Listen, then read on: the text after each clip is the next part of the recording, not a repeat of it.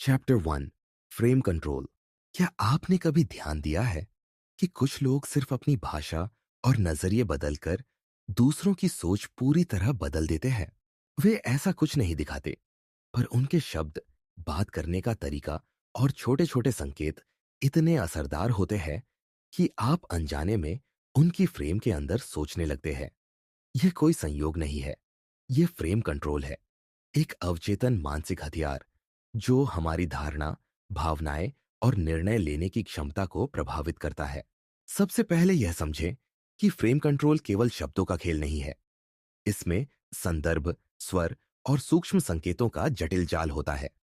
जब कोई आपकी सोच को फ्रेम करता है, तो आप जो देख रहे हैं, महसूस कर रहे हैं और निर्णय ले रहे हैं, वह सब उसी फ्रेम के भीतर निर्धारित होता है।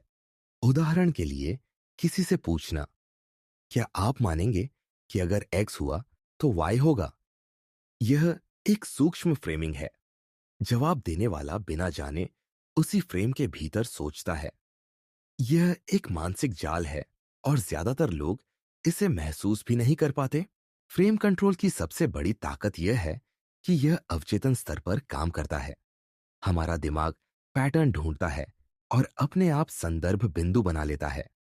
जब कोई फ्रेम प्रस्तुत करता है, तो हमारा अवचेतन दिमाग इसे वास्तविकता के संदर्भ के रूप में मानकर समझता है। सरल उदाहरण के लिए, विपणन में अक्सर ऐसा सवाल पूछा जाता है, क्या आप चाहेंगे कि आपकी उत्पादकता बढ़े? ध्यान दें, यह सवाल आपको अपने आप सुधार की फ्रेम में डाल देता है। आप अनजाने में जवाब देने के लिए तैयार हो जाते हैं। यही तरीका सामान्य बातचीत और मनोवैज्ञानिक नियंत्रण में भी काम करता है। अब व्यवहारिक संकेतों पर ध्यान दें। अगर कोई सूक्ष्म फ्रेमिंग का इस्तेमाल कर रहा है, तो उसके शब्दों में एक पैटर्न होता है। भावनाओं को धीरे धीरे जोड़ना, सवालों को सावधानी से चुनना और स्वर को नियंत्रित करना, ये सभी छोटे संकेत हैं। उदाहरण, किसी से पूछना, क्या आप सच में मानते हैं कि यह सही है? यह सामान्य सवाल नहीं है। यह अवचेतन में संदेह और असुरक्षा पैदा करता है। दिमाग इसे तुरंत पहचानता है और भावनात्मक प्रतिक्रिया शुरू हो जाती है। सूक्ष्म अभ्यास शुरू करने का आसान तरीका यह है कि आप बातचीत को ध्यान से नोट करें। देखें कि कौन से वाक्य आपको अनजाने में प्रभावित कर रहे हैं।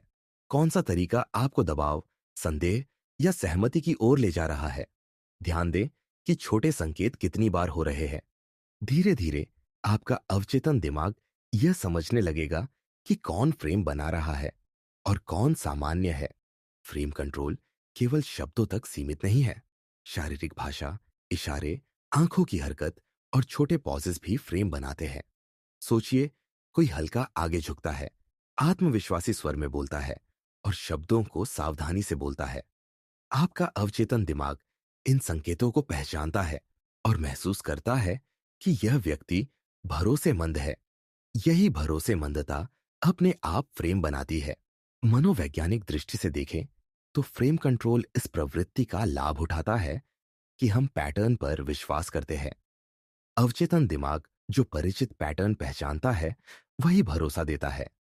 जब फ्रेम धीरे धीरे स्थापित होता है, तो आप बिना सोचे उसी फ्रेम के भीतर सोचते हैं। यही कारण है कि चालाक लोग आसानी से प्रभाव डाल पाते हैं। एक छोटा अभ्यास, किसी दोस्त या सहकर्मी से बातचीत करें। शब्दों को ध्यान से देखें। कौन से शब्द आपको अनजाने में प्रभावित कर रहे हैं, इसे नोट करें। उदाहरण के लिए सोचें, अगर इस स्थिति को मेरे नजरिए से देखा जाए, तो क्या मुझे वही लगेगा? देखिए कि आपका अवचेतन दिमाग प्रतिक्रिया देता है या सहमति दिखाता है। यह जागरूकता फ्रेम कंट्रोल पहचानने में मदद करती है। एक और उदाहरण, अगर कोई कहता है, ज्यादातर लोग यही मानते हैं, यह सामाजिक प्रमाण और फ्रेमिंग को जोड़ता है। आपका अवचेतन दिमाग तुरंत तुलना करता है। फ्रेम बन चुका है और आपका दिमाग स्वचालित रूप से उस फ्रेम के अनुसार प्रतिक्रिया देने के लिए तैयार हो जाता है। यही मानसिक समझ महत्वपूर्ण है, ताकि आप पहचान सके कि कब आपको प्रभावित किया जा रहा है। फ्रेम कंट्रोल पहचानने के अन्य संकेत हैं, शब्दों की दोहराव और असामान्य शब्दों का प्रयोग। अगर कोई लगातार एक ही तरह की भाषा या अननेचुरल शब्दों का प्रयोग करता है, तो ये फ्रेम स्थापित करने की कोशिश होती है। अभ्यास के लिए बातचीत रिकॉर्ड करें और ऐसे छोटे अंतराल पहचानें। धीरे धीरे आपका दिमाग स्वयं पहचानने लगेगा कि कौन प्रभावित कर रहा है। भावनाओं को जोड़ना भी फ्रेम का हिस्सा है। उदाहरण, कोई पूछता है, क्या आप सुरक्षित महसूस करना चाहते हैं या जोखिम में रहना? यह सामान्य सवाल नहीं है, यह भावनात्मक प्रतिक्रिया को फ्रेम करता है। आपका अवचेतन अपने आप फ्रेम के भीतर विकल्प चुनता है। वीडियो कॉल, टेक्स्ट या आमने सामने की बातचीत में यह लागू होता है। त्वरित टिप: अप्रत्याशित सवालों के साथ फ्रेमिंग को जांचें। प्रतिक्रिया का समय, शब्दों में बदलाव और स्वर का परिवर्तन देखें। अवचेतन दिमाग तुरंत सतर्क हो जाता है और आप पहचान सकते हैं कि कौन फ्रेम प्रभावित कर रहा है। बार बार अभ्यास से दिमाग इसे इंटरनलाइज कर लेता है और भविष्य में तुरंत पहचान संभव होती है। व्यावहारिक उदाहरण: कार्यस्थल पर चर्चा में सोचिए, कोई परियोजना में देरी के लिए फ्रेम बना रहा है। कहता है, अगर हम तुरंत समाधान नहीं करेंगे तो ग्राहक परेशान होगा। हल्का डर और तात्कालिकता मिलकर फ्रेम बनाते हैं। छोटे संकेत देखें: स्वर, शब्दों का जोर, हल्का पॉज, शारीरिक हाव भाव। दिमाग इंटरनलाइज करता है और आप सबकॉन्शियसली समझ जाते हैं कि यह फ्रेम प्रयास है। निष्कर्ष: फ्रेम कंट्रोल एक सूक्ष्म, अवचेतन मानसिक हथियार है। यह केवल शब्दों या तर्क तक सीमित नहीं है। यह हमारी धारणा, भावनाओं और निर्णय लेने की क्षमता को प्रभावित करता है। अभ्यास, सूक्ष्म निरीक्षण, भावनाओं को पहचानना, शब्दों का विश्लेषण और शारीरिक भाषा के संकेतों की पहचान करना महत्वपूर्ण है। नियमित रूप से अभ्यास करने से आपका अवचेतन दिमाग स्वतः फ्रेम पहचानने लगेगा और आप मानसिक रूप से प्रभावित न होने वाले बनेंगे। चैप्टर 2: मानसिक विरोधाभास पैदा करना। क्या आपने कभी महसूस किया है कि लोग कभी-कभी खुद को पूरी तरह सही ठहराने की कोशिश में उलझ जाते हैं और उनके शब्द, भावनाएं और प्रतिक्रिया अचानक विरोधाभासी लगने लगते हैं? यही मानसिक विरोधाभास है, एक मानसिक तनाव जो तब पैदा होता है जब किसी व्यक्ति के विश्वास, दृष्टिकोण और कार्य एक दूसरे से टकराते हैं। यह तनाव इतना असहज होता है कि लोग अवचेतन स्तर पर इसे कम करने की कोशिश करते हैं, अक्सर झूठ बोलकर, अधिक विस्तार से समझाकर या तर्कसंगत बहाने बनाकर। सबसे पहले समझिए कि मानसिक विरोधाभास सिर्फ सिद्धांत नहीं है, यह हमारे रोजमर्रा के व्यवहार और बातचीत में छुपा रहता है। आप किसी को देख सकते हैं जब वह खुद को सही साबित करने की कोशिश करता है, अपने व्यवहार या निर्णय को तर्कसंगत ठहराता है। उदाहरण के लिए, कोई कहता है, मैं हमेशा सच बोलता हूं, लेकिन उसका कार्य दिखाता है कि उसने किसी को भ्रमित किया। यह अवचेतन संघर्ष स्वाभाविक तनाव पैदा करता है। मानसिक रूप से देखें, हमारा मस्तिष्क असुविधा से बचना चाहता है। जब कोई विरोधाभासी प्रमाण सामने आता है, तो अवचेतन मन तुरंत रक्षात्मक हो जाता है। व्यक्ति तर्कसंगत बहाने बनाने लगता है, स्पष्टीकरण अत्यधिक देने लगते हैं और कभी-कभी पूरी वास्तविकता विकृत हो जाती है। उदाहरण, कोई कहता है, मैंने ऐसा नहीं किया क्योंकि मुझे सही लगा। वास्तविकता से असंगति दिखती है, लेकिन व्यक्ति आंतरिक तनाव कम करने के लिए तर्क उत्पन्न करता है। मानसिक विरोधाभास को पहचानना एक सूक्ष्म कौशल है।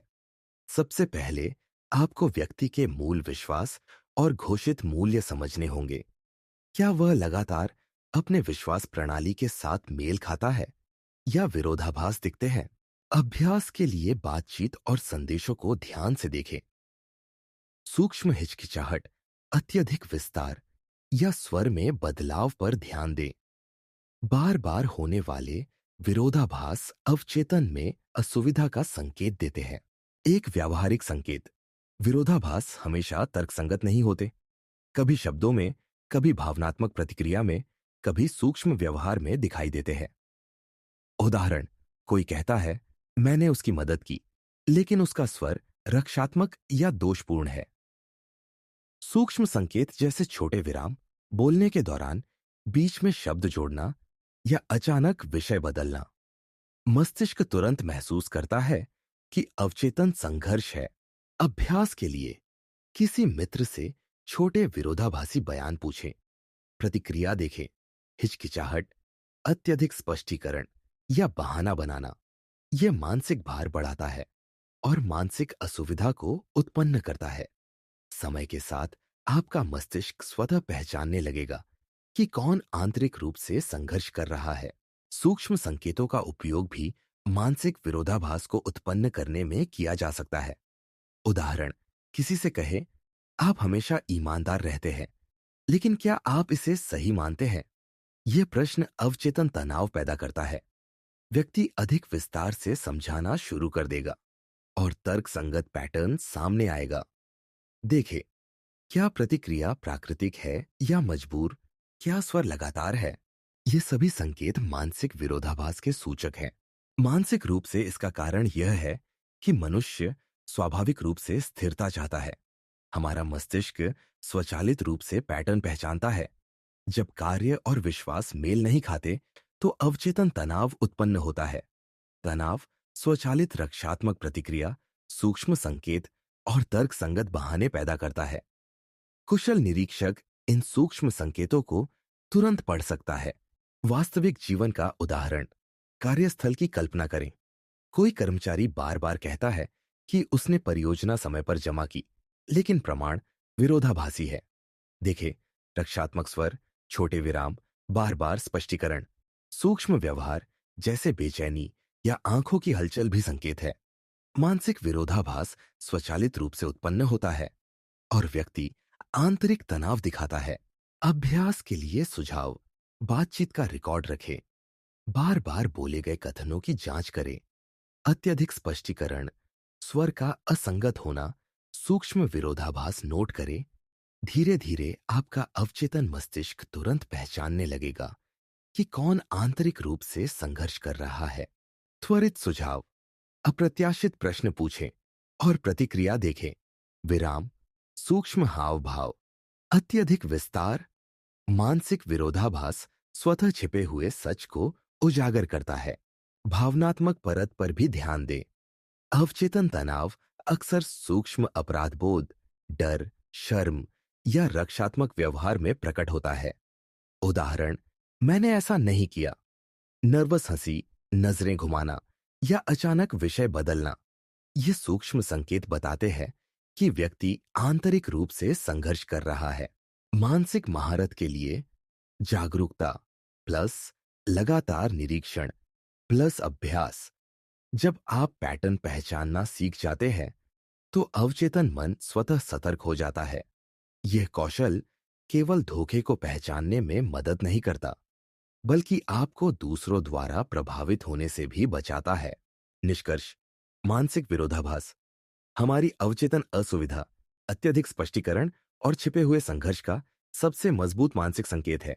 सूक्ष्म विरोधाभास, स्वर का असंगत होना, सूक्ष्म व्यवहार, भावनात्मक संकेत और अधिक स्पष्टीकरण, ये सभी संकेत है।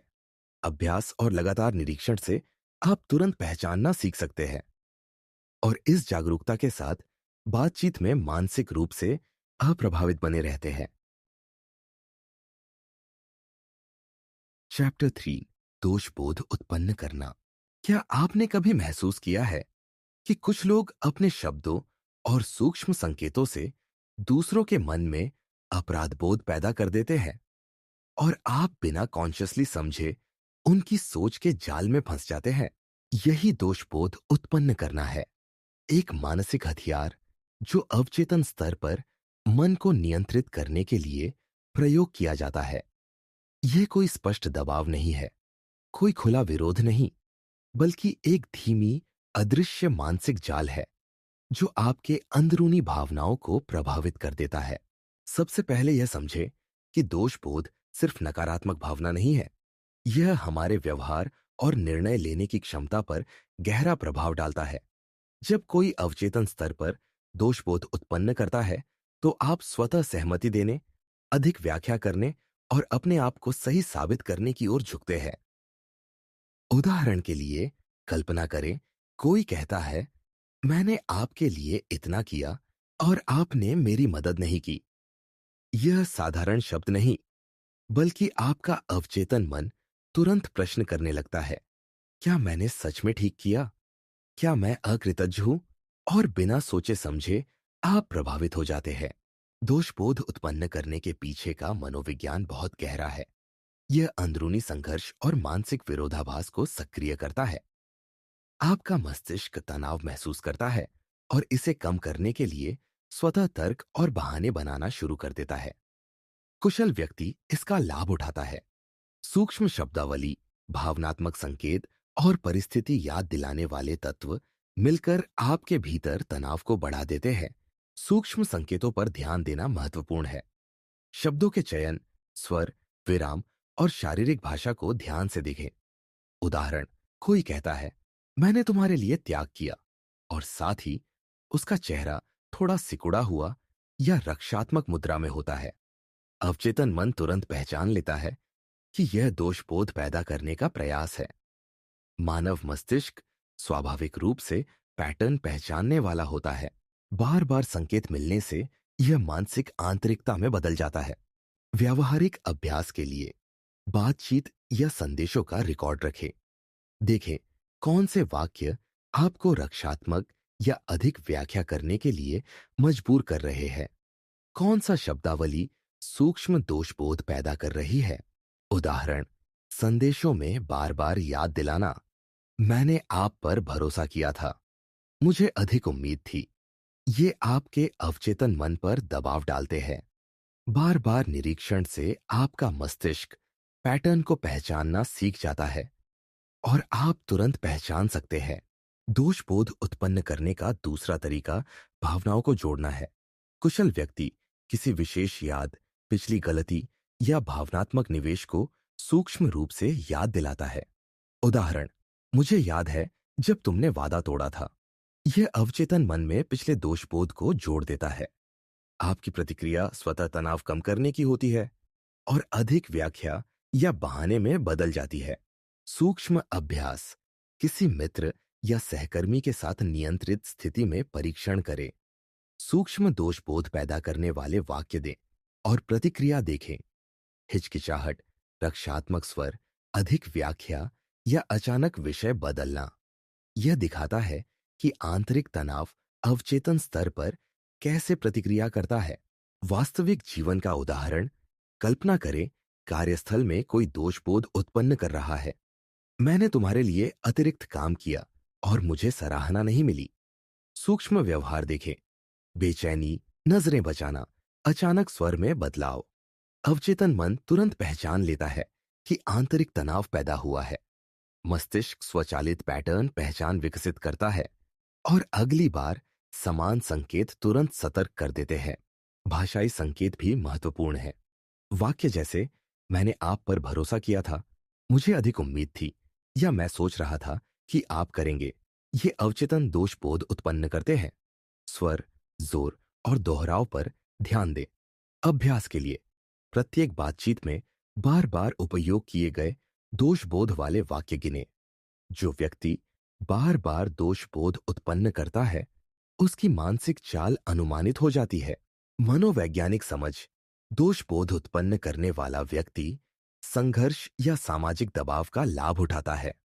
मनुष्य स्वाभाविक रूप से निष्पक्षता और पारस्परिकता को पहचानते हैं। जब दोषबोध उत्पन्न होता है, मस्तिष्क आंतरिक संघर्ष में फंस जाता है और व्यक्ति सहमति या रक्षात्मक तर्क की ओर झुकता है। सूक्ष्म भावनात्मक संकेत भी देखने लायक है। उदाहरण, रक्षात्मक हावभाव, हल्की हंसी, अचानक चुप्पी या नजरें झुकाना, ये सभी अवचेतन दोषबोध की प्रतिक्रिया है। कुशल निरीक्षक इन संकेतों से अनुमान लगा सकता है कि दोषबोध कितना प्रभावी है। अभ्यास के लिए रोजाना 5-10 बातचीत का विश्लेषण करें। सूक्ष्म तनाव, अधिक व्याख्या और रक्षात्मक सूक्ष्म संकेत नोट करें। त्वरित सुझाव, अप्रत्याशित प्रश्न पूछें और प्रतिक्रिया देखें। सूक्ष्म व्यवहार जैसे विराम, स्वर में बदलाव, हिचकिचाहट, अधिक व्याख्या पर ध्यान दें। बार बार अभ्यास से मस्तिष्क स्वतः पहचानना सीखता है कि कौन मानसिक रूप से नियंत्रित करने की कोशिश कर रहा है और आप मानसिक रूप से अप्रभावित बने रहते हैं। उन्नत स्तर दोष बोध उत्पन्न करना मानसिक विरोधाभास और सूक्ष्म स्थिति नियंत्रण के साथ मिलकर काम करता है। उदाहरण, कोई कहता है, मैंने तुम्हारे लिए त्याग किया और मुझे पता है कि तुम वही करोगे जो सही है। यह दोषबोध उत्पन्न करता है और मानसिक स्थिति तय करता है। व्यक्ति आंतरिक संघर्ष में फंसता है और नियंत्रक धीरे धीरे परिणाम नियंत्रित कर सकता है। निष्कर्ष, दोष बोध उत्पन्न करना एक शक्तिशाली अदृश्य मानसिक उपकरण है। यह अवचेतन मन को प्रभावित करता है, आंतरिक तनाव पैदा करता है और व्यवहार, निर्णय और भावनात्मक प्रतिक्रिया को नियंत्रित करता है। सूक्ष्म शब्दावली बार बार दोहराना, भावनात्मक संकेत, सूक्ष्म व्यवहार और रक्षात्मक संकेतों का अवलोकन करना महत्वपूर्ण है। अभ्यास, बातचीत के रिकॉर्ड और लगातार निरीक्षण से आपका अवचेतन मन प्रशिक्षित हो जाता है। आप तुरंत पहचान सकते हैं कि कौन दोषबोध उत्पन्न कर रहा है और मानसिक रूप से अप्रभावित बने रहते हैं। चैप्टर 4, फॉर्मल और डिस्टेंट लैंग्वेज। क्या आपने कभी किसी से बात करते हुए यह महसूस किया है कि उनके शब्द, उनके वाक्य और उनका सामान्य स्वर कुछ अस्वाभाविक लग रहा है? ऐसा लगता है कि वे भावनाओं को जानबूझकर छुपा रहे हैं या बातचीत में कुछ छुपा रहे हैं। यही संकेत है कि वे औपचारिक या दूरी बनाए रखने वाली भाषा का इस्तेमाल कर रहे हैं। एक सूक्ष्म मानसिक उपकरण जो अवचेतन रूप से ईमानदारी और प्रामाणिकता को छिपाता है।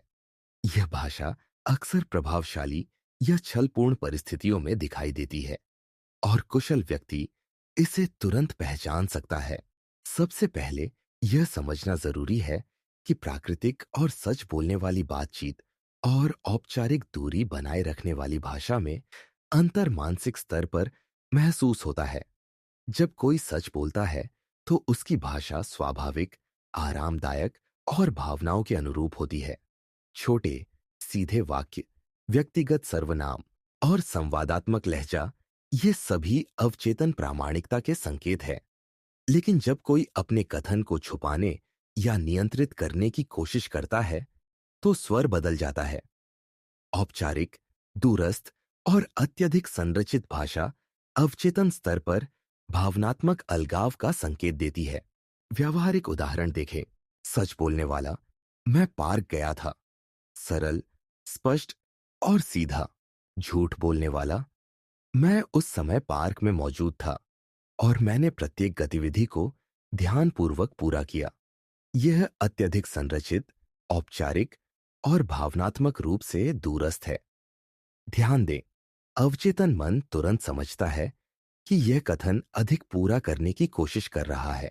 सूक्ष्म संकेत पहचानना महत्वपूर्ण है। शब्दों के चयन पर ध्यान दें। तकनीकी, औपचारिक और गैर व्यक्तिगत सर्वनाम। स्वर का मिलान देखें। क्या परिस्थिति और भावना स्वाभाविक लग रही है या जबरदस्ती? भाषा शैली में अचानक बदलाव, कभी मित्रवत, फिर अत्यधिक औपचारिक, यह अवचेतन तनाव और छिपाव का संकेत है। अतिरिक्त सुझाव: 1. व्यक्तिगत, जोखिम रहित सवाल पूछें। देखें कि जवाब स्वाभाविक है या औपचारिक स्वाद दूरी बनाए रखने वाला। उदाहरण, आज का मूड कैसा था? अगर जवाब औपचारिक और अलगावपूर्ण है, तो अवचेतन भावनाएं छिपी हुई है। 2. पिछली बातचीत से तुलना करें। किसी व्यक्ति का सामान्य बातचीत का ढांचा बनाम वर्तमान ढांचा। अचानक औपचारिक या दूरी बनाए रखने वाला स्वर बढ़ना, सतर्क रहे। 3. सर्वनाम का इस्तेमाल। देखें, ईमानदार लोग पहले व्यक्ति सर्वनाम मैं, मुझे, मेरा स्वाभाविक रूप से इस्तेमाल करते हैं, जबकि छल कपट करने वाला अधिक इस्तेमाल या बचाव कर सकता है। 4. सूक्ष्म परीक्षण। भावनात्मक लेकिन सरल सवाल पूछें। हिचकिचाहट, अधिक व्याख्या या अस्वाभाविक शब्दों का इस्तेमाल देखें। मानसिक कारण यह है कि लोग अवचेतन रूप से अविश्वास के खुलासे से डरते हैं। जब कोई झूठ बोलता है तो अवचेतन मन भावनात्मक रिसाव का पता तुरंत नहीं लगाना चाहता। औपचारिकता और दूरी बनाने से वह भावनाओं को छुपाता है ताकि मानसिक असंगति कम महसूस हो। सूक्ष्म अभ्यास, संदेश, ईमेल, आवाज नोट या आमने सामने बातचीत रिकॉर्ड करें। पहचानें कौन अत्यधिक औपचारिक है, कौन भावनात्मक रूप से अलगावपूर्ण प्रतिक्रिया दे रहा है। सूक्ष्म विराम, फीलर शब्द, पुनरावृत्ति या अत्यधिक संरचित वाक्यों को देखें। धीरे धीरे आपका अवचेतन मन प्रशिक्षित हो जाता है और आप तुरंत पहचान सकते हैं कि कौन छल कर रहा है। वास्तविक जीवन उदाहरण।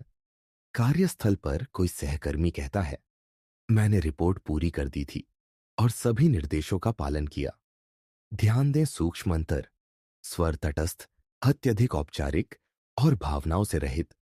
ईमानदार व्यक्ति आमतौर पर कहता है, मैंने रिपोर्ट पूरी कर ली है, क्या मैं इसे सबमिट कर दूं? स्वाभाविक, भावनात्मक रूप से संगत, हल्की नम्रता। अवचेतन संकेत प्रामाणिकता को प्रकट करते हैं। अतिरिक्त निरीक्षण टिप। भावनात्मक स्वर बनाम विषय की महत्वपूर्णता को जांचें। यदि गंभीर विषय पर जवाब असामान्य रूप से औपचारिक, अलगावपूर्ण या रोबोटिक है, तो यह छिपाव का संकेत है। सूक्ष्म संकेतों को पहचानना जरूरी है, जैसे हल्का स्वर बदलाव, अत्यधिक संरचित वाक्य या भावनात्मक रूप से सपाट उत्तर।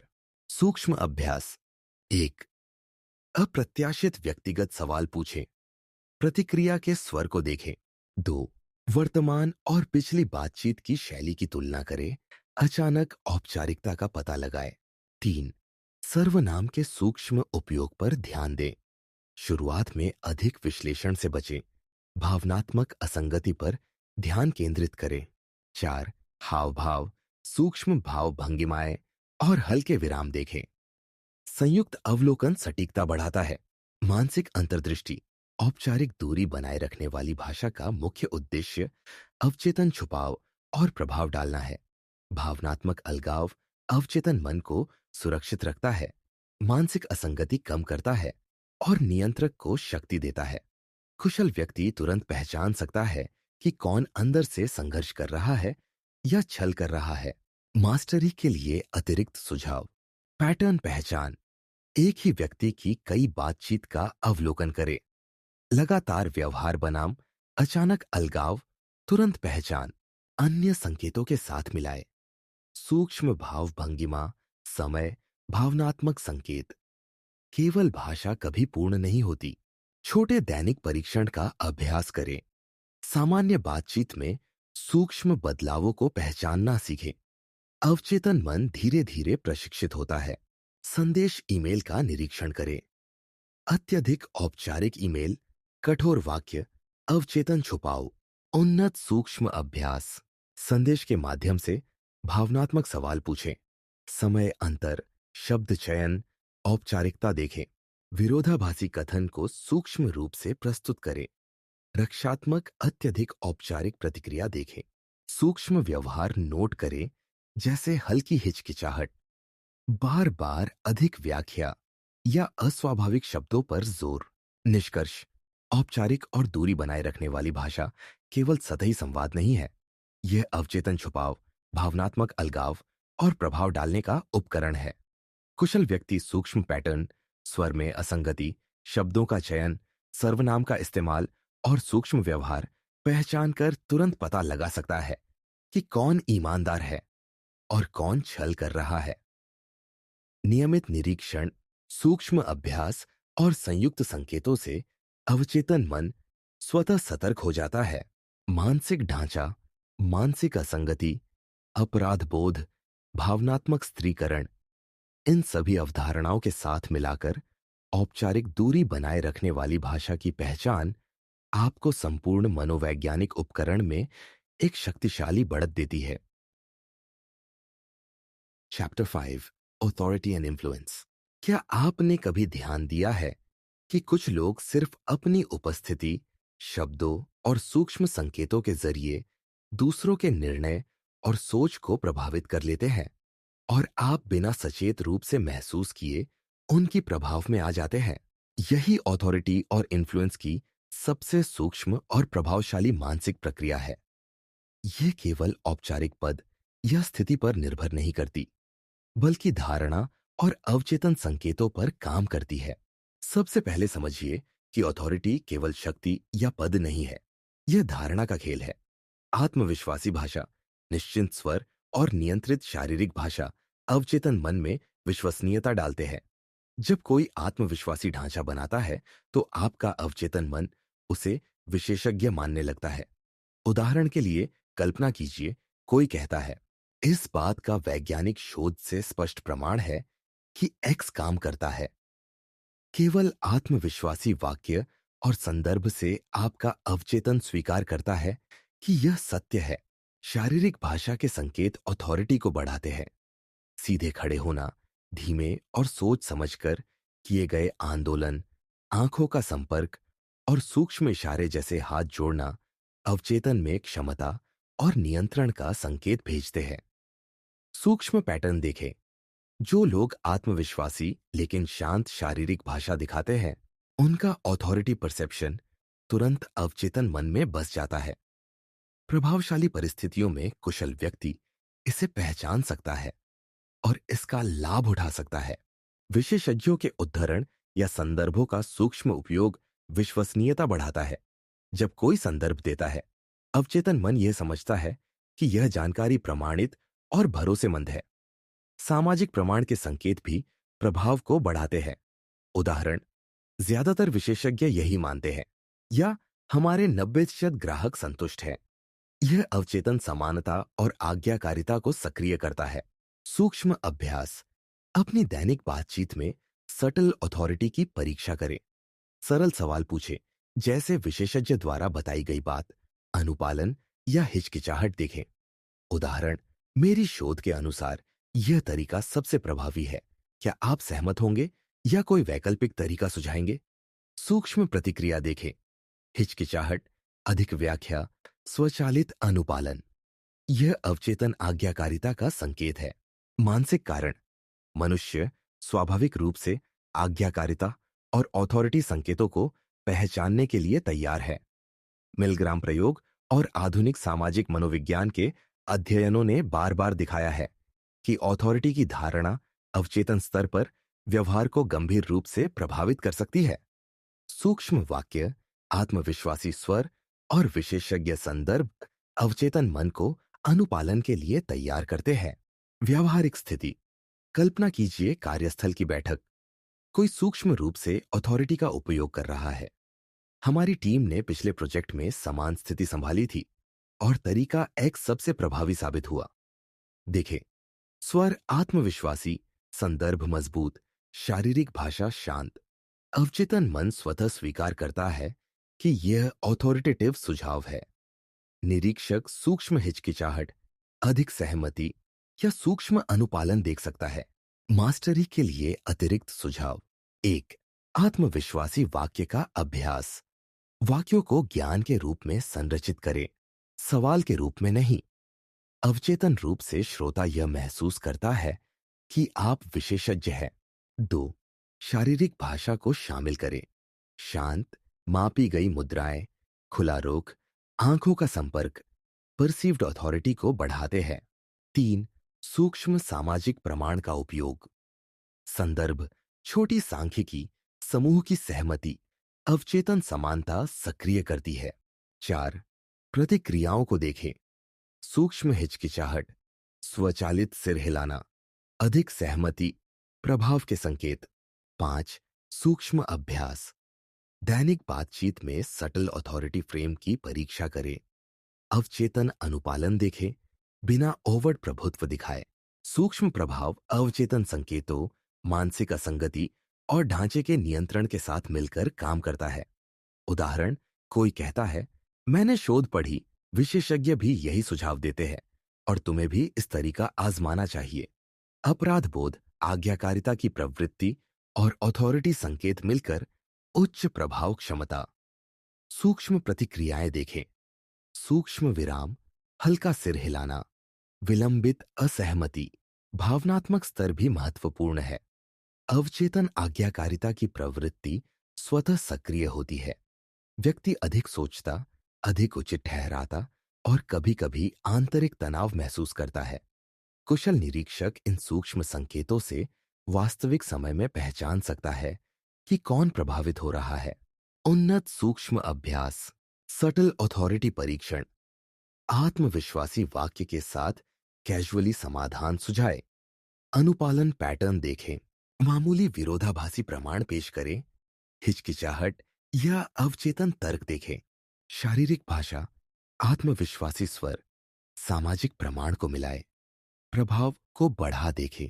निष्कर्ष, अथॉरिटी और इन्फ्लुएंस सूक्ष्म, अवचेतन और अत्यंत प्रभावशाली मानसिक उपकरण है।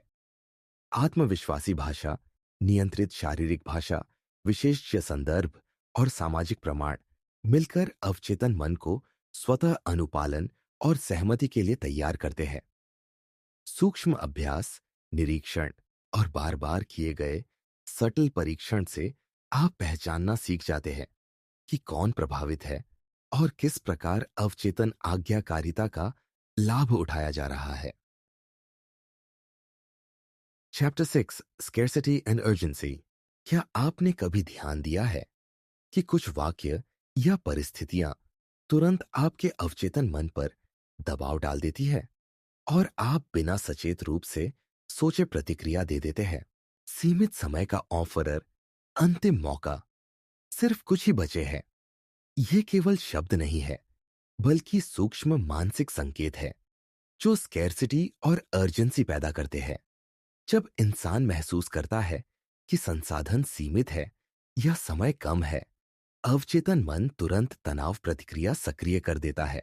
सबसे पहले समझिए कि स्कैर्सिटी और अर्जेंसी केवल मार्केटिंग या बिक्री में उपयोग नहीं होते। यह मानव मनोविज्ञान में गहराई से जुड़ा हुआ है।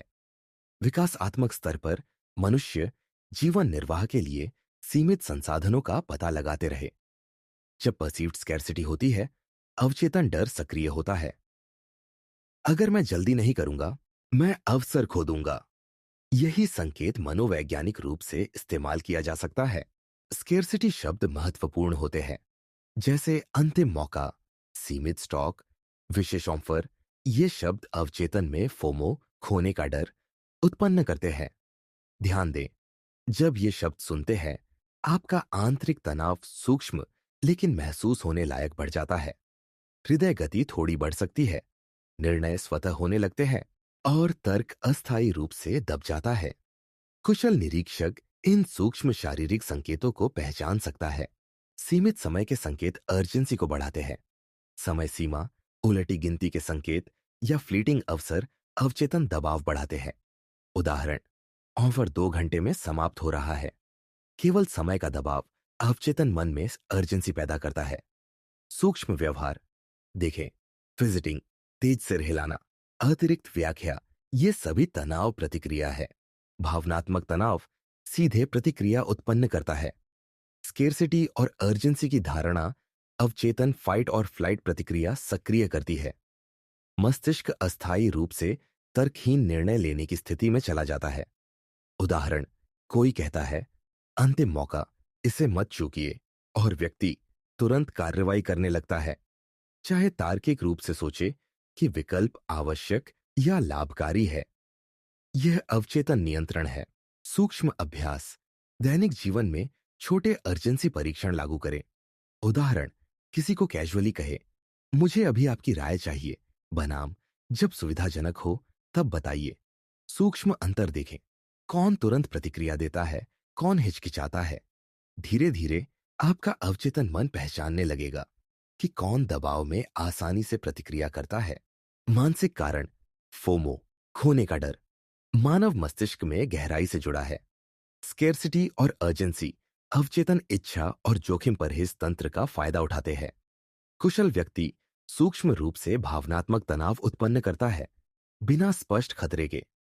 परिणाम, व्यक्ति अति उत्तेजित हो जाता है, तुरंत निर्णय लेता है, अधिक व्याख्या करता है या अधिक अनुपालन दिखाता है। व्यावहारिक उदाहरण, कल्पना कीजिए कार्यस्थल की स्थिति। कोई कहता है, टीम लीड ने बताया कि समय सीमा केवल 30 मिनट में है और यह महत्वपूर्ण कार्य है। सूक्ष्म व्यवहार देखें, जल्दी टाइप करना, छोटे वाक्य, रक्षात्मक शब्दावली। अवचेतन अर्जेंसी सक्रिय हो गया है। मस्तिष्क स्वतः तनाव प्रतिक्रिया उत्पन्न करता है।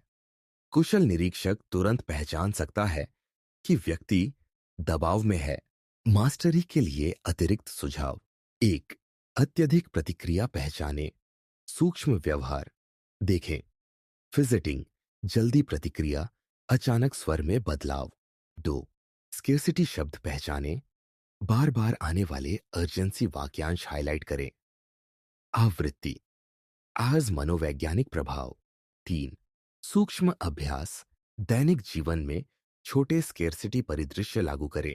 प्रतिक्रिया देखें बिना स्पष्ट खतरे के। चार, भावनात्मक निगरानी, सूक्ष्म शारीरिक संकेत देखें। आंखों की पलक झपकना, हल्की चेहरे की तनाव, मुद्रा में बदलाव। पांच, अन्य संकेतों के साथ मिलाए। अथॉरिटी, सामाजिक प्रमाण या अपराध बोध जोड़ने से स्केर्सिटी प्रभाव बढ़ता है। उन्नत स्तर: स्केर्सिटी और सूक्ष्म समय दबाव मिलकर दोहरी मानसिक तनाव पैदा करते हैं। उदाहरण: आज रात के सत्र के लिए केवल 2 सीटें बची हैं और सभी अभी पंजीकरण कर रहे हैं। अवचेतन फोमो प्लस सामाजिक प्रमाण कॉग्निटिव हाईजैकिंग उत्पन्न करता है। सूक्ष्म संकेत देखें: तेज सहमति, सवाल पूछने से बचना, हल्की रक्षात्मकता। सूक्ष्म अभ्यास: संदेश आधारित अर्जेंसी परीक्षण, कैजुअल संदेश भेजें जो हल्की स्कैर्सिटी दर्शाए। मुझे जल्दी फीडबैक चाहिए, केवल कुछ मिनट बचे हैं। तुरंत प्रतिक्रिया देखें: अत्यधिक प्रतिक्रिया, जल्दी भाषा, रक्षात्मक शब्दावली नोट करें। धीरे धीरे स्कैर्सिटी संकेतों के प्रति अवचेतन संवेदनशीलता पहचाने। मानसिक अंतर्दृष्टि: मनुष्य स्वाभाविक रूप से सीमित अवसर पहचानते हैं। स्कैर्सिटी और अर्जेंसी गहरे भावनात्मक तनाव, अवचेतन फोमो और स्वतः अनुपालन उत्पन्न करते हैं। कुशल निरीक्षक पैटर्न पहचान विकसित कर सकता है। कौन प्रतिक्रिया करता है, कौन हिचकिचाता है, कौन मैनिपुलेटर के जाल में फंसता है। त्वरित सुझाव: हमेशा सामान्य प्रतिक्रिया से तुलना करें। यदि व्यक्ति अचानक अति उत्तेजित दिखता है, तो अवचेतन दबाव सक्रिय है। अतिरिक्त स्तर: सटल अथॉरिटी या सामाजिक प्रमाण जोड़े, प्रभाव और बढ़ जाता है। निष्कर्ष: स्कैर्सिटी और अर्जेंसी अवचेतन दबाव पैदा करने के शक्तिशाली उपकरण हैं। स्कैर्सिटी शब्द सीमित समय के संकेत, भावनात्मक तनाव उत्प्रेरक, फोमो और सूक्ष्म व्यवहार मिलकर कुशल मैनिपुलेटर तुरंत प्रभाव डाल सकता है। सूक्ष्म अभ्यास, निरीक्षण, सट्टल परीक्षण और पैटर्न पहचान से आप तुरंत पहचान सकते हैं कि कौन दबाव में है और कौन प्रभावित हो रहा है। ये कौशल वास्तविक जीवन, कार्यस्थल, सामाजिक और ऑनलाइन परिस्थितियों में अत्यंत प्रभावशाली है। चैप्टर 7: मिररिंग एंड रपो, रिलेशन और समानता निर्माण। क्या आपने कभी यह अनुभव किया है कि कुछ लोग आपसे ऐसे जुड़ जाते हैं कि आपको तुरंत उनके साथ सहजता महसूस होती है, बिना किसी कारण के? यह कोई जादू नहीं है, यह एक सूक्ष्म मनोवैज्ञानिक प्रक्रिया है जिसे हम मिररिंग और रपोर्ट कहते हैं। यह अवचेतन स्तर पर काम करता है और व्यक्ति की सबकॉन्शियस लाइकेबिलिटी को बढ़ाता है। जब कोई आपको सबकॉन्शियस रूप से मैच करता है, आपके जेस्चर्स, टोन या शब्दों का, तो आपका मन तुरंत उसे भरोसेमंद और प्रिय मानने लगता है। सबसे पहले यह समझना जरूरी है कि मिररिंग केवल बाहरी इमिटेशन नहीं है। यह एक सूक्ष्म कला है जो सबकॉन्शियस मन में संबंध और समानता की भावना उत्पन्न करती है। उदाहरण के लिए, अगर आप किसी के साथ बातचीत कर रहे हैं और वह आपकी आवाज की पिच, बोलने की गति और हल्के जेस्चर्स को सटली मैच करता है, तो यह आपके अवचेतन मन में हम समान हैं का संदेश भेजता है। यह सिग्नल इतना सटल होता है कि हम इसे कॉन्शियस रूप से पहचान नहीं पाते, लेकिन इसका प्रभाव इंस्टेंटेनियस होता है। यह तकनीक केवल भाषा तक सीमित नहीं है। पोस्चर, सिटिंग स्टाइल, हाथों के मूवमेंट्स और माइक्रो एक्सप्रेशंस भी मिररिंग में शामिल होते हैं। जब कोई व्यक्ति सबकॉन्शियस रूप से आपके मूवमेंट्स को इमिटेट करता है, तो आपका मन उसे इमीडिएट कंफर्ट और ट्रस्टवर्दीनेस के रूप में परसीव करता है। यही कारण है कि ट्रेन्ड मैनिपुलेटर या स्किल्ड ऑब्जर्वर इस तकनीक का डेली लाइफ में सूक्ष्म रूप से उपयोग करते हैं। वर्बल रिपीटिशन भी एक महत्वपूर्ण हिस्सा है। जब कोई आपके शब्दों का सटल रिपीटिशन करता है या आपके फ्रेजेस को हल्के स्वर में एको करता है, तो यह सबकॉन्शियस लाइकेबिलिटी को और बढ़ाता है। उदाहरण के लिए, यदि आप कहते हैं, मुझे लगता है कि यह तरीका इफेक्टिव होगा, और सामने वाला कहता है, हाँ, यह तरीका इफेक्टिव ही लगता है, तो यह रिपीटिशन सबकॉन्शियस लेवल पर आपके विश्वास और कंफर्ट को रीइंफोर्स करता है। ऑब्जर्विंग कंफर्ट और ओपननेस भी जरूरी है। जब रपोर्ट विकसित होता है, तो व्यक्ति धीरे धीरे अपने थॉट्स, फीलिंग्स और वल्नरेबिलिटीज को शेयर करने लगता है। यह प्रोसेस नेचुरल लगता है, लेकिन वास्तविकता यह है कि मिररिंग टेक्निक सबकॉन्शियस माइंड को मैनिपुलेट करके ऐसा रिएक्शन उत्पन्न करती है। छोटे छोटे माइक्रो प्रैक्टिसेस के साथ आप इसे डेली लाइफ में प्रैक्टिस कर सकते हैं, जैसे किसी के छोटे हैबिट्स, जेस्चर्स या स्पीच पेस को सटली मैच करना और ऑब्जर्व करना कि कैसे कंफर्ट लेवल बदलता है। साइकोलॉजी के दृष्टिकोण से मिररिंग इंस्टिंक्ट प्राकृतिक सामाजिक बिहेवियर है।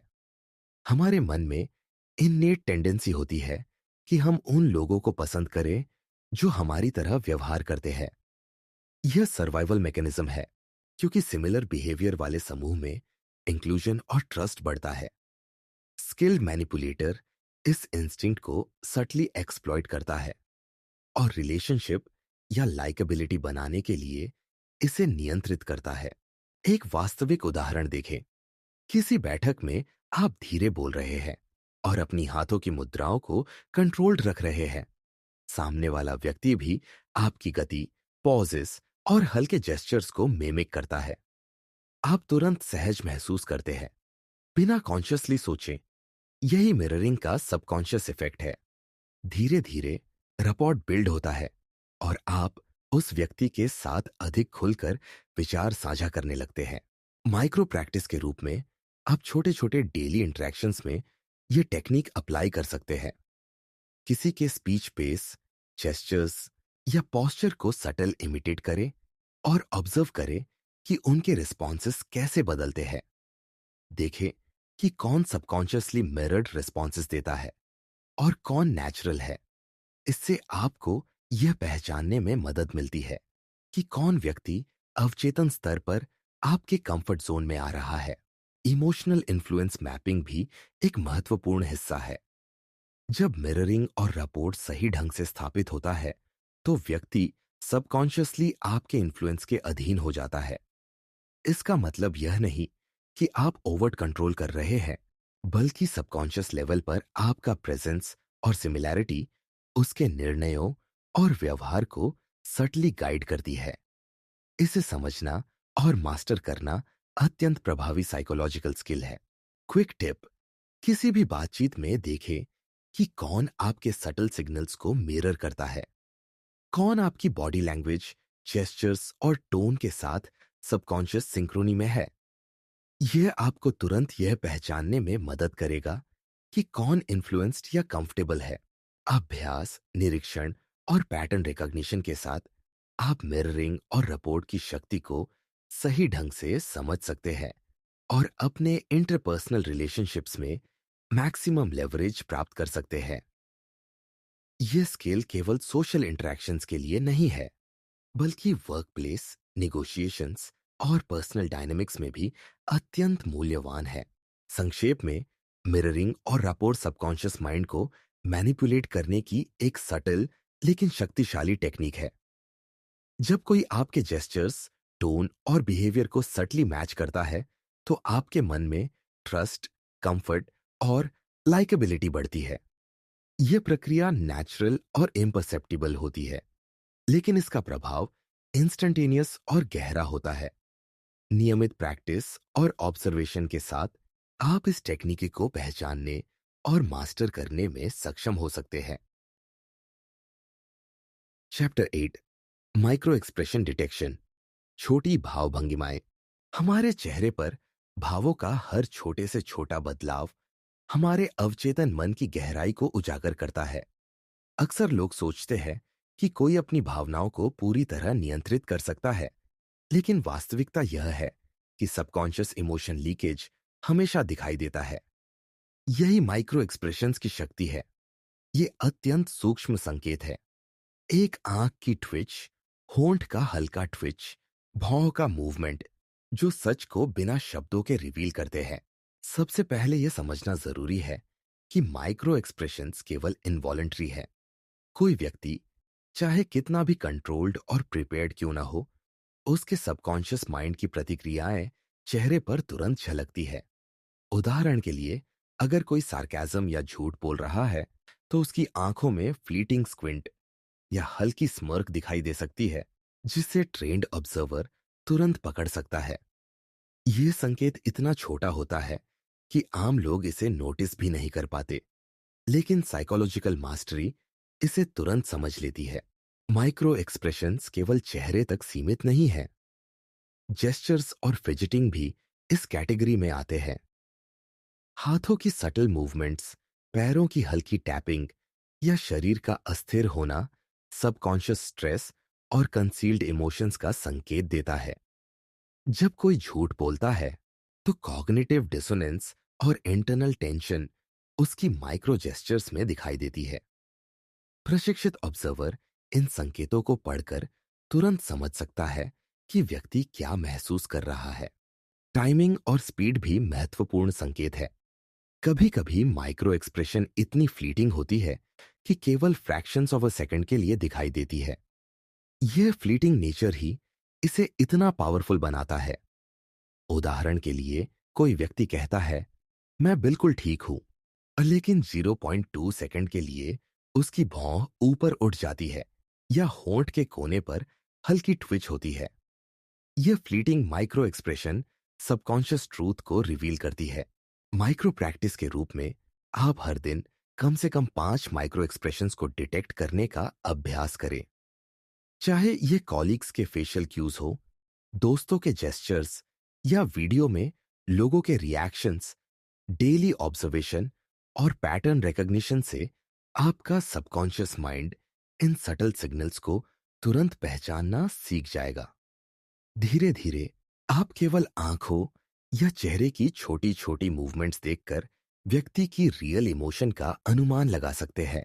वास्तविक जीवन के उदाहरण देखें। किसी व्यक्ति की subtle smirk sarcastic intent reveal कर सकती है, जबकि छोटे हाथों की मूवमेंट्स नर्वसनेस या डिफेंसिव स्टेट का संकेत दे सकती है। वही फ्लीटिंग ब्लिंक या आईब्राउ रेज कंसील्ड सरप्राइज या गिल्ट का संकेत देता है। साइकोलॉजिकल इंसाइट यह है कि जब मन इंटरनल कॉन्फ्लिक्ट में होता है, तो सबकॉन्शियस माइंड इनवॉलेंट्री सिग्नल्स छोड़ता है और ट्रेन्ड ऑब्जर्वर इन्हें डिटेक्ट कर सकता है। क्विक टिप: माइक्रो एक्सप्रेशन को वर्बल क्यूज के साथ पेयर करें। केवल फेस रीडिंग पर्याप्त नहीं है। यदि कोई कहता है, मैं बिल्कुल ठीक हूं, लेकिन simultaneous subtle facial micro expression या जेस्चर कॉन्ट्रडिक्ट करता है, तो यह सबकॉन्शियस कॉन्फ्लिक्ट और हिडन इमोशन का स्ट्रॉन्गेस्ट सिग्नल है। यह पेयरिंग स्किल आपको डिसेप्शन डिटेक्शन में अत्यंत पावरफुल बनाती है। रिकॉर्ड पैटर्न्स भी अत्यंत जरूरी है। रोजाना ऑब्जर्वेशन नोट्स लें। कौन व्यक्ति हैबिचुअल रूप से कौन सी माइक्रो एक्सप्रेशंस दिखाता है, कौन सी जेस्चर्स स्ट्रेस इंडिकेट करती है, कौन सी फ्लीटिंग एक्सप्रेशन सार्केज्म या डिफेंसिव इमोशंस रिवील करती है। पैटर्न रिकॉर्डिंग से आपकी ऑब्जर्वेशन और प्रिडिक्टिव एबिलिटी दोनों बढ़ती है। यह स्किल आपको केवल इमीडिएट डिटेक्शन तक सीमित नहीं रखती, बल्कि लॉन्ग टर्म बिहेवियर एनालिसिस और मैनिपुलेशन अंडरस्टैंडिंग में भी एक्सपर्ट बनाती है। अभ्यास के दौरान यह ध्यान रखें कि माइक्रो एक्सप्रेशंस हमेशा सटल और फ्लीटिंग होती है। इसे पकड़ने के लिए ध्यान और ऑब्जर्वेशन की तीव्रता आवश्यक है। जितना अधिक आप फोकस करेंगे, उतना तेजी से आपका सबकॉन्शियस माइंड इन फ्लीटिंग क्यूज को इंस्टेंटली रिकॉग्नाइज करना शुरू कर देगा। यह अभ्यास आपके सबकॉन्शियस परसेप्शन को शार्पन करता है और इंटरपर्सनल इंटरैक्शंस में साइकोलॉजिकल एज देता है। माइक्रो एक्सप्रेशन डिटेक्शन केवल डिसेप्शन आइडेंटिफिकेशन के लिए नहीं है। यह इमोशनल अवेयरनेस और एम्पैथेटिक अंडरस्टैंडिंग में भी मदद करता है। जब आप दूसरों की सटल इमोशनल लीकेज पढ़ सकते हैं, तो आप उनके सबकॉन्शियस फीलिंग्स, डिस्कम्फर्ट और हिडन इंटेंशंस को समझ सकते हैं।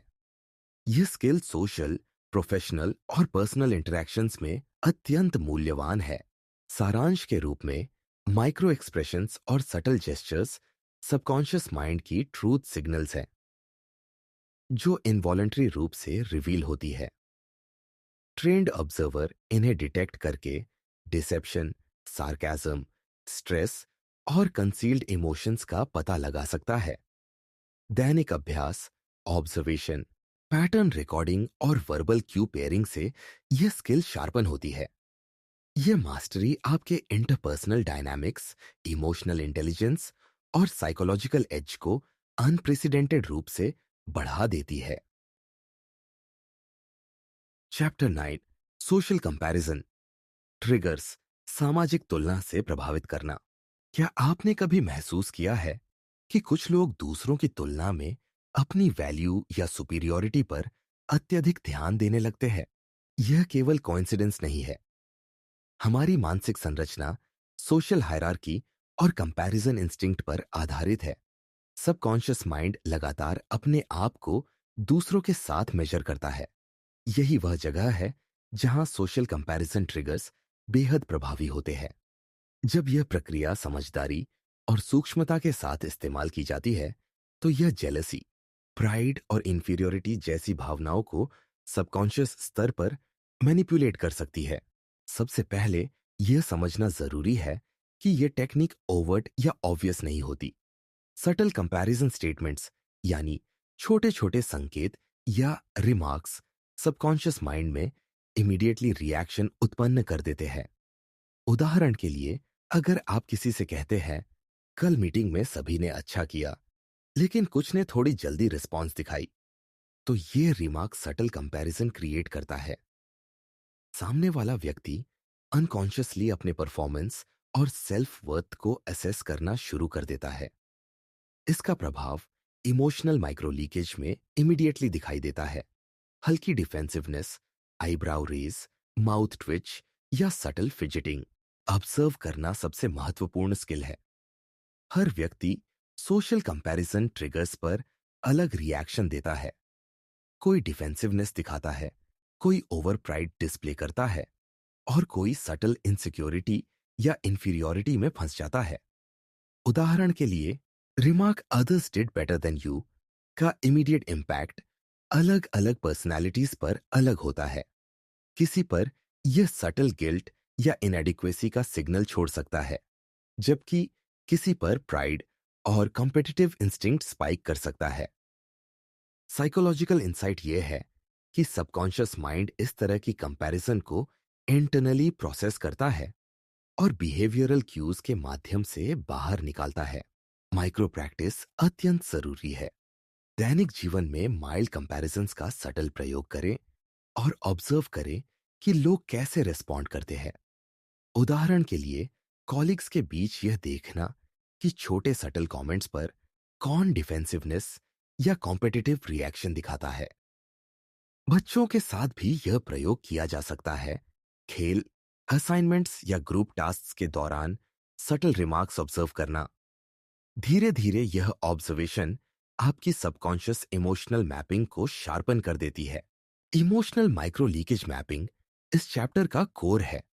जब व्यक्ति सबकॉन्शियसली जेलसी, प्राइड या इंफीरियॉरिटी महसूस करता है, तो उसके माइक्रो एक्सप्रेशंस, जेस्चर्स और वर्बल टोन में यह इमीडिएटली दिखाई देता है। यह फ्लीटिंग और सटल होता है, लेकिन ट्रेन्ड ऑब्जर्वर इसे डिटेक्ट कर सकता है। उदाहरण के लिए, slight smirk combined with rapid blinking indicate pride, जबकि नर्वस हैंड मूवमेंट्स और हेजिटेंट टोन इंडिकेट इनसिक्योरिटी या गिल्ट। साइकोलॉजी के दृष्टिकोण से यह प्रोसेस डीपली रूटेड है ह्यूमन सोशल इंस्टिंक्ट्स में। हमारा mind subconsciously constantly social hierarchy और पीयर कंपैरिजन में असेस करता है। सटल ट्रिगर्स एक्सप्लॉइट करते हैं इन इंस्टिंक्ट्स को, जिससे आप किसी के इमोशनल स्टेट को मैनिपुलेट कर सकते हैं। यह मैनिपुलेशन ओवर्ट नहीं होता, लेकिन प्रभाव इंस्टैंटेनियस और डीप होता है। क्विक टिप, किसी भी इंटरैक्शन में देखे कि कौन डिफेंसिवनेस या प्राइड स्पाइक दिखाता है। सटल कंपैरिजन स्टेटमेंट्स दें और ऑब्जर्व करें किसका टोन, जेस्चर्स और फेशियल माइक्रो एक्सप्रेशंस कैसे बदलते हैं। यह इमीडिएट इमोशनल इंसाइट देता है कि कौन व्यक्ति इंटरनली इम्पैक्टेड है। पैटर्न ऑब्जर्वेशन क्रिटिकल है। यदि कोई हैबिचुअल रूप से ओवर रिएक्ट करता है कंपैरिजन रिमार्क्स पर, तो यह लॉन्ग टर्म मैनिपुलेशन या इन्फ्लुएंस के लिए लेवरेज बन सकता है। पैटर्न लर्निंग और रिकॉर्डिंग इस चैप्टर का एडवांस टेक्निक है। रोजाना ऑब्जर्वेशन नोट्स ले, कौन किस टाइप की कंपैरिजन पर कैसे रिएक्ट करता है, कौन डिफेंसिव होता है, कौन प्राइड स्पाइक दिखाता है और कौन सटल इंफीरियॉरिटी सिग्नल देता है। धीरे धीरे यह पैटर्न रिकॉग्निशन आपकी सबकॉन्शियस इमोशनल इंटेलिजेंस को बढ़ा देती है और इंटरपर्सनल मैनिपुलेशन या इन्फ्लुएंस के लिए साइकोलॉजिकल मैप तैयार करती है। रियल लाइफ एग्जाम्पल देखें। वर्क प्लेस में कभी कभी सटल रिमार्क्स, जैसे हमारे कॉम्पिटिटर्स ने अधिक सफलता पाई या किसी और ने यह टास्क ज्यादा एफिशिएंटली किया, जो इमीडिएट इंटरनल कंपैरिजन ट्रिगर कर देते हैं। एम्प्लॉयज सबकॉन्शियसली अपनी परफॉर्मेंस और सेल्फ इमेज को एसेस करना शुरू कर देते हैं। यही मोमेंट ट्रेंड मैनिपुलेटर एक्सप्लॉइट करता है सटल इन्फ्लुएंस और माइक्रो इमोशनल मैपिंग के लिए। माइक्रो प्रैक्टिस की एडवांस स्टेज में आप माइनर कंपटीशन या माइल्ड कंपैरिजन सेटअप कर सकते हैं और ऑब्जर्व कर सकते हैं कि लोग इंटरनली कैसे रिस्पॉन्ड करते हैं। यह केवल ऑब्जर्वेशन तक सीमित नहीं है, बल्कि सटल इन्फ्लुएंस और बिहेवियरल पैटर्न प्रिडिक्शन के लिए भी एक्सट्रीमली यूजफुल है। इस प्रक्रिया के दौरान ध्यान रखें कि social comparison triggers exploit subtly होते हैं। ओवर्ट या एग्रेसिव कंपैरिजन तुरंत रेजिस्टेंस या कॉन्फ्लिक्ट पैदा कर सकता है। सटल्टी, टाइमिंग और साइकोलॉजिकल अंडरस्टैंडिंग इस टेक्निक को इफेक्टिव बनाते हैं। ट्रेन्ड ऑब्जर्वर इन सटल क्यूज को डिटेक्ट करके इमीडिएटली यह जान सकता है कि कौन इंटरनली अफेक्टेड है और कौन अनबॉदर्ड। संक्षेप में, social comparison triggers subconscious mind को मैनिपुलेट करने की शक्तिशाली टेक्निक है। यह जेलसी, प्राइड और इंफीरियॉरिटी जैसी भावनाओं को एक्सप्लॉइट करती है और सटल इमोशनल माइक्रो लीकेज के माध्यम से इमीडिएट फीडबैक देती है। नियमित observation, micro practice, pattern recording और सटल कंपैरिजन सेटअप से यह स्किल इंटरपर्सनल इन्फ्लुएंस और साइकोलॉजिकल एज के लिए बेहद इफेक्टिव बनती है। Chapter 10, information overload. बहुत जानकारी देकर भ्रमित करना। हमारा दिमाग एक अत्यंत शक्तिशाली लेकिन सीमित कैपेसिटी वाला यंत्र है। यह एक समय में बहुत सारी जानकारी प्रोसेस कर सकता है, लेकिन जब उसके ऊपर रैपिड और एक्सेसिव इनपुट दिया जाता है, तो सबकॉन्शियस माइंड इंस्टेंटली स्ट्रेस्ड और ओवरवेल्म्ड हो जाता है। यही वह जगह है जहां इंफॉर्मेशन ओवरलोड टेक्निक काम करती है। ये सटल साइकोलॉजिकल मैनिपुलेशन है जिसका उद्देश्य किसी के क्रिटिकल थिंकिंग और डिसीजन मेकिंग एबिलिटी को वीकन करना और इन्फ्लुएंस बढ़ाना होता है। सबसे पहले समझना जरूरी है कि इंफॉर्मेशन ओवरलोड सिर्फ ज्यादा बोलने या लिखने की प्रक्रिया नहीं है। यह कंट्रोल्ड और स्ट्रेटेजिक ओवरलोडिंग है। जब आप किसी के सामने एक साथ कई पॉइंट्स, डेटा या एग्जाम्पल्स डालते हैं, तो उनका मन सबकॉन्शियसली यह सोचने लगता है कि उन्हें पूरी जानकारी प्रोसेस करनी है। इस टेंशन और कंफ्यूजन के बीच आपका सटल इन्फ्लुएंस और गाइडेंस तुरंत इफेक्टिव हो जाता है। Rapid delivery of multiple points इस टेक्निक का कोर है। उदाहरण के लिए, मीटिंग या डिस्कशन में आप एक के बाद एक बहुत सारे फैक्ट्स, स्टैटिस्टिक्स और एग्जाम्पल्स पेश करते हैं। सामने वाला व्यक्ति हर एक पॉइंट को असेस करने की कोशिश करता है, लेकिन सबकॉन्शियस लेवल पर कॉग्निटिव लोड बढ़ जाता है। इसका इमीडिएट इफेक्ट हेजिटेशन, कंफ्यूजन और डिसीजन पैरालिसिस होता है। सटल मिसडायरेक्शन इस समय बेहद प्रभावी हो जाती है। जबकि उनका दिमाग ओवरलोडेड होता है, आप सटली उन्हें वह दिशा दिखा सकते हैं जो आपको डिजायर्ड आउटकम के लिए चाहिए। ऑब्जर्व करना क्रिटिकल है। जब आप इंफॉर्मेशन ओवरलोड अप्लाई कर रहे हो, तो वॉच करें कि सामने वाला हेजिटेशन दिखा रहा है या कंफ्यूजन में फंस रहा है। यह माइक्रो सिग्नल्स में दिखाई देता है। Pause, repeated questioning, half finished sentences और सटल जेस्चर्स जैसे हाथों का मूवमेंट या ब्लिंक रेट का बढ़ना। कॉग्निटिव स्ट्रेन तुरंत वर्बल और नॉन वर्बल क्यूज में एक्सप्रेस होता है। एग्जाम्पल के तौर पर multiple choice info overload consider करें। आप किसी टॉपिक पर लगातार 5-6 इंटरकनेक्टेड पॉइंट्स दें, फिर सवाल पूछें। सामने वाला व्यक्ति ओवरवेल्म्ड है। सबकॉन्शियस माइंड तुरंत शॉर्टकट्स या ह्यूरिस्टिक थिंकिंग शुरू करता है। वह आपसे सटली अलाइन होने लगता है, क्योंकि उसके क्रिटिकल असेसमेंट की कैपेसिटी टेम्पोररी रूप से वीकन हो चुकी होती है। माइक्रो प्रैक्टिस इस स्किल में मददगार है। टेक्स्ट मैसेजेस या ईमेल्स में सटल इंफॉर्मेशन ओवरलोड सेटअप करें और ऑब्जर्व करें कि सामने वाला क्लैरिटी खोता है या क्वेश्चंस रिपीट करता है।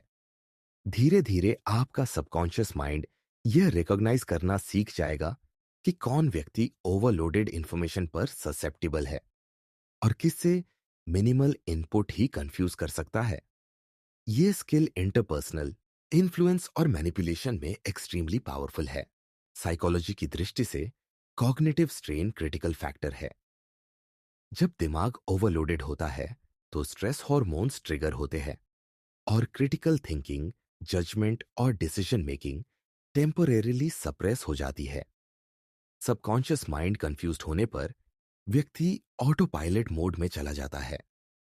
ये स्टेट मैनिपुलेटर के लिए गोल्डन अपॉर्चुनिटी है, क्योंकि सटल सजेशंस, गाइडेंस या डायरेक्शन तत्काल एक्सेप्ट किए जाते हैं।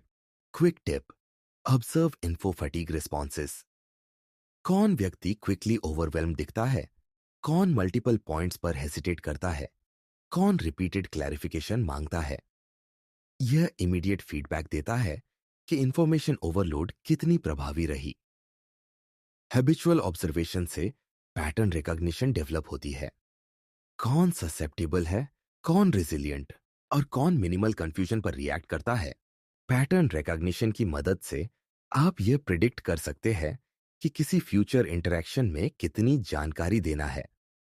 यह प्रिडिक्टिव स्किल आपको इन्फ्लुएंस और कंट्रोल में अनप्रेसिडेंटेड एज देती है। उदाहरण के लिए, वर्कप्लेस नेगोशिएशंस, सोशल डिस्कशंस या पर्सनल डिबेट्स में आप स्ट्रेटेजिकली इन्फो ओवरलोड सेटअप कर सकते हैं और सटली डिजायर्ड आउटकम प्राप्त कर सकते हैं। रियल लाइफ सिनेरियो देखें। कभी कभी सेमिनार या प्रेजेंटेशन में वक्ता रैपिड फायर पॉइंट्स, कॉम्प्लेक्स डियाग्राम्स और मल्टीपल एग्जाम्पल्स देते हैं। कुछ लोग इमीडिएट कंफ्यूजन में फंस जाते हैं और प्रेजेंटर की सजेशंस बिना क्रिटिकली एनालाइज किए स्वीकार कर लेते हैं। यही सबकॉन्शियस मैनिपुलेशन का अल्टीमेट डेमोन्स्ट्रेशन है। अभ्यास के दौरान यह ध्यान रखें कि इंफॉर्मेशन ओवरलोड सटल और कंट्रोल्ड होना चाहिए। एग्रेसिव या एक्सेसिव ओवरलोडिंग तुरंत रेजिस्टेंस पैदा कर सकता है। टेक्निक की इफेक्टिवनेस प्रोपोर्शनल है आपके ऑब्जर्वेशन और माइक्रो प्रैक्टिस की डेप्थ के साथ। छोटे सेटअप में शुरुआत करें, सटल मिसडायरेक्शन और रैपिड मल्टीपल पॉइंट्स डालें। ऑब्जर्व रिएक्शन और धीरे धीरे कॉम्प्लेक्सिटी बढ़ाएं। इमोशनल मैपिंग भी जरूरी है। ओवरलोडेड स्टेट में सटल फ्रस्ट्रेशन, स्लाइट एंग्जाइटी या फ्लीटिंग माइक्रो एक्सप्रेशंस दिखाई देती है। इन्हें नोट करें और वर्बल क्यूज के साथ पेयर करें। यह ऑब्जर्वेशन आपको अगले इंटरैक्शंस में प्रिडिक्टिव और मैनिपुलेटिव एडवांटेज देती है। संक्षेप में, इंफॉर्मेशन ओवरलोड सबकॉन्शियस माइंड को कंफ्यूज करने और इन्फ्लुएंस बढ़ाने की शक्तिशाली टेक्निक है। Rapid delivery of multiple points, subtle misdirection, cognitive strain और माइक्रो प्रैक्टिस कंबाइंड होकर आपके इंटरपर्सनल कंट्रोल और साइकोलॉजिकल एज को अनप्रेसिडेंटेड रूप से बढ़ाते हैं। पैटर्न ऑब्जर्वेशन और इमोशनल माइक्रो मैपिंग से यह स्किल लॉन्ग टर्म मास्टरी के लिए अत्यंत मूल्यवान बन जाती है।